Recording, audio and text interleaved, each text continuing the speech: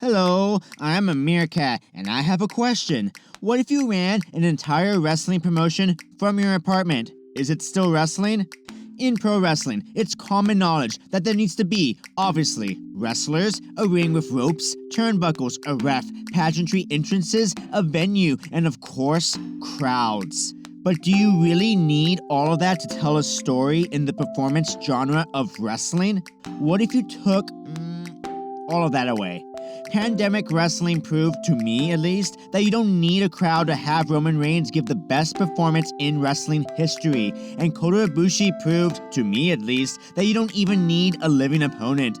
So what if you took other things away? What if you took away the ropes, the turnbuckle, the actual ring itself?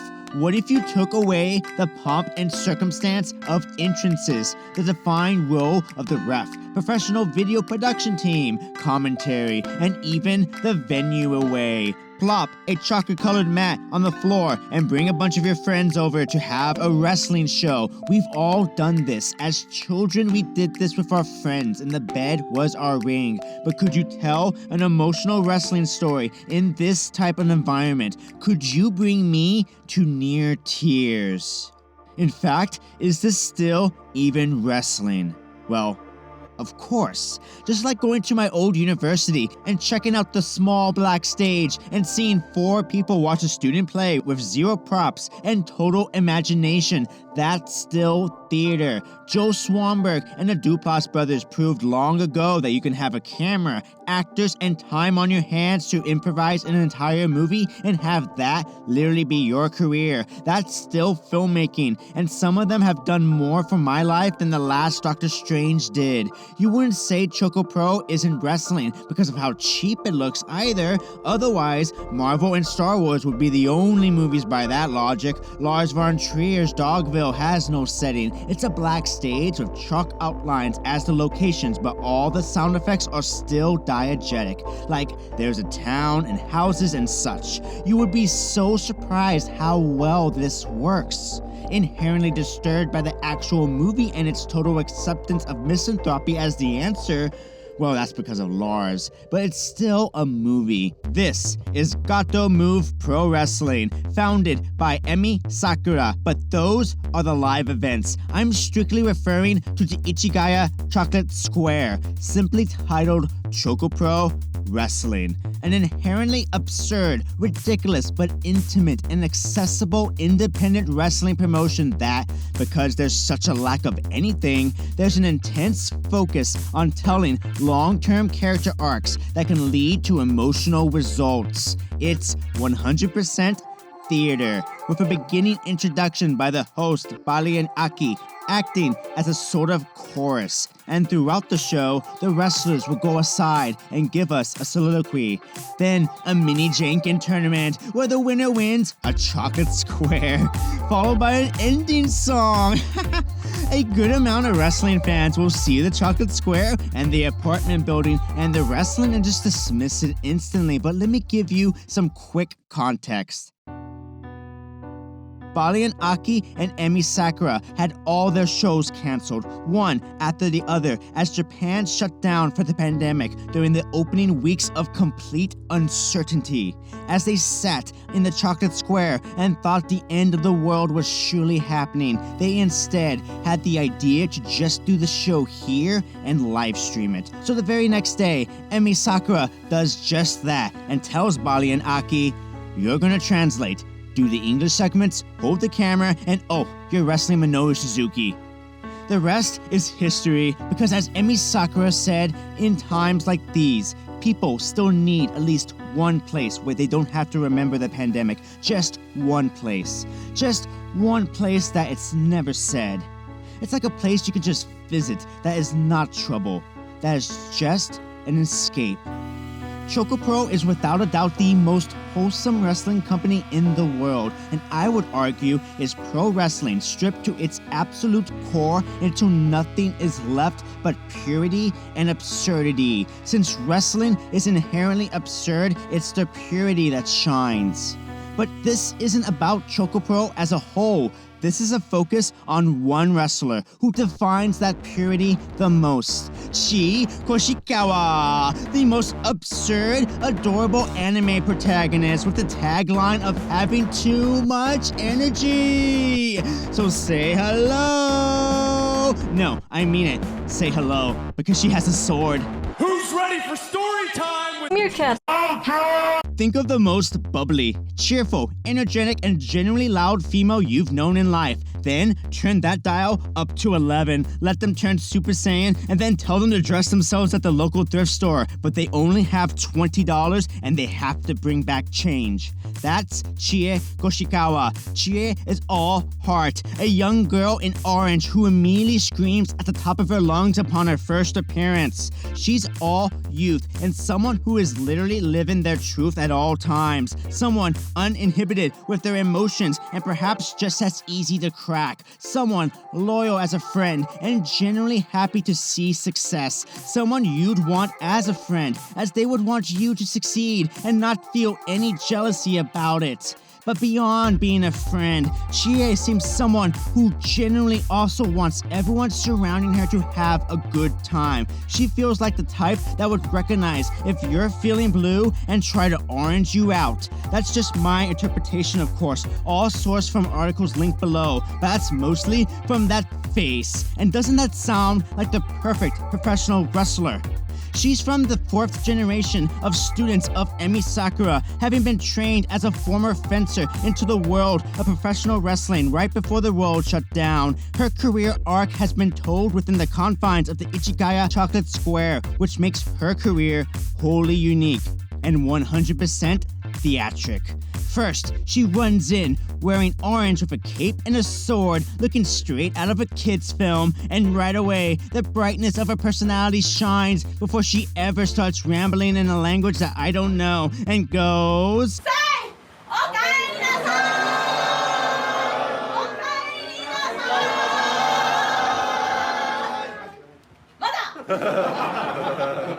Her wrestling style is pure fun and chaos, with the main strategy being to exhaust them. Lots of running around and screaming. If they had a sound guy, I'd feel bad for him. But she also utilizes powerful knife-edge chops, including a top window double chop. But despite her colorful and 1000% upbeat personality that gets distracted by UFOs and reindeer, Chie also has a mean side. There's a little bit of screws missing at times in the poor girl's head. With such a playful wrestling style, you'd be surprised that she will sometimes lay her opponents down and cover their mouth with her palm as she shushes them and looks down on them like Takashi Miike's audition. And like a cat, she gives them this unsettling look. And then...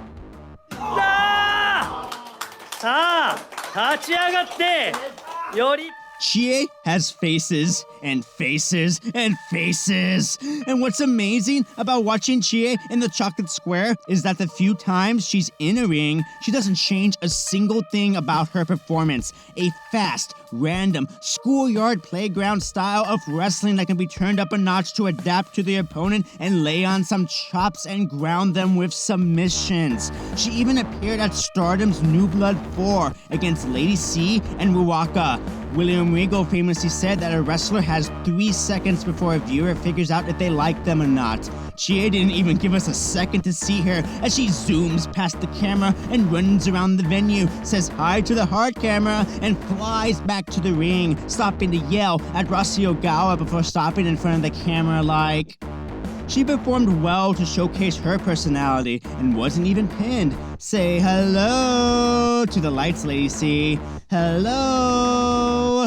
But the charm of Chie Koishikawa is not necessarily in the ring, because for her youth, she has a remarkable talent for acting. Chie has lost many times, always coming close but cannot elevate her game enough to win. This is most noticeable in her career-long rivalry with Mei Suruga, where Mei has basically won like all the matches. So, with every loss comes a Chie soliloquy and a chance to really dive in emotionally. Again, I don't speak Japanese, but I like absurdism and surrealism, and Chocopro meets both those standards. I don't need to understand Chie Koishikawa.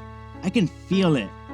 My favorite part of every Chie performance is always at the end during the Janken tournament. After a tough loss, Chie is even more determined to win the chocolate square. Chie Koishikawa gives it her all. She never phones it in, as she lays crying on the chocolate square over not winning a chocolate square. Something so absurd made so real because the wrestlers involved, like Chie Koishikawa, believe in it 100%.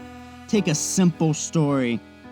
I did a massive deep dive and went with this one because it was the simplest. Chie is in a tag team with Hagane Shino called Egg Tart, and they just cannot beat the Best Bros tag team of Mei Suruga and Bali and Aki. Many attempts equaled many losses, and frustration built from Chie. Chie lost yet another singles match against Mei Suruga on the last show, and this was slated as a big match and the only match on the usual 2-match card, and the two teams wrestled for over 30 minutes in this type of venue with these restrictions, and they managed to not only play off their previous encounter but add much drama and intensity to the bout, finally ending after Aki flips Mei into an impressive shooting star press and pinning Chie.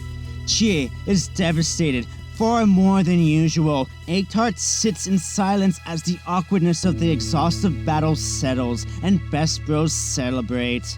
But again, the most important performance yet to come, as Chie continues the emotion and drives it even harder into Janken. She delivers her all, but her scissors just cannot cut through the rock that is Mei Suruga. How fitting.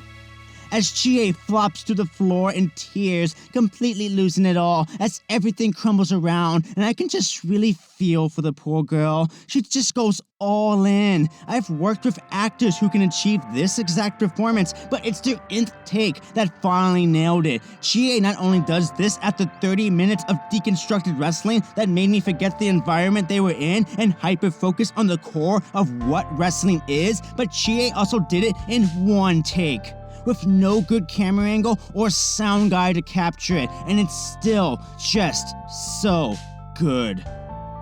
But the story doesn't end with her defeat at Janken, because her tag partner faces against Bali and Aki in Janken and defeats him.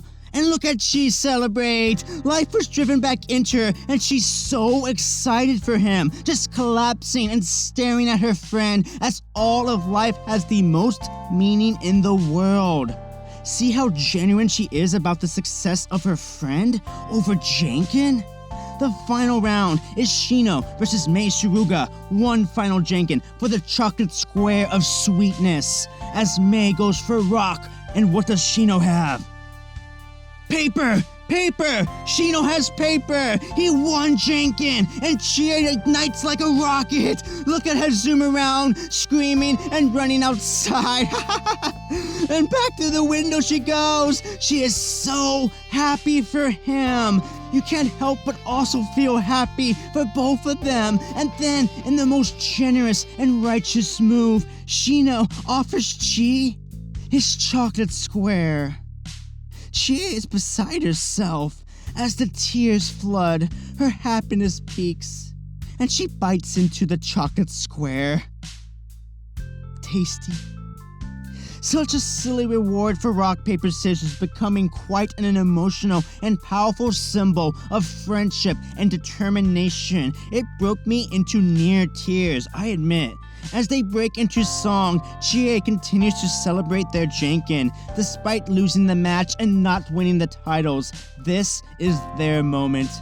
This was so wholesome and a perfect example of what Choco Pro Wrestling can do. An absurd deconstructed wrestling event inside a first floor apartment building on top of padding and live streamed on YouTube, yet with such a focus on what is in front of the camera. The wrestlers, the characters, the potential for highly rewarding and emotionally intimate stories is possible within this world, and something I'd argue others forget.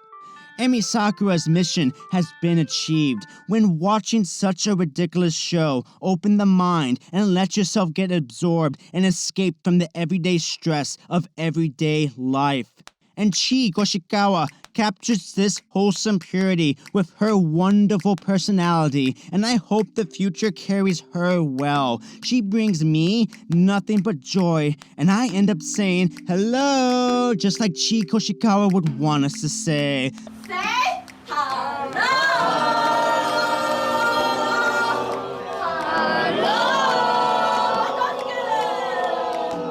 Thank you, Chie Koishikawa, for bringing genuine joy into the world of wrestling. And thank you everyone for watching. I did research for this video that went beyond watching and basing analysis on interpretation. I read for once. There's a list of articles in the description, but there's also plenty in the Joshi community who have covered Chocopro. Consider supporting others as well. I mostly yell about cuteness, but there's other important things around the world of wrestling too. Take care. Say hola.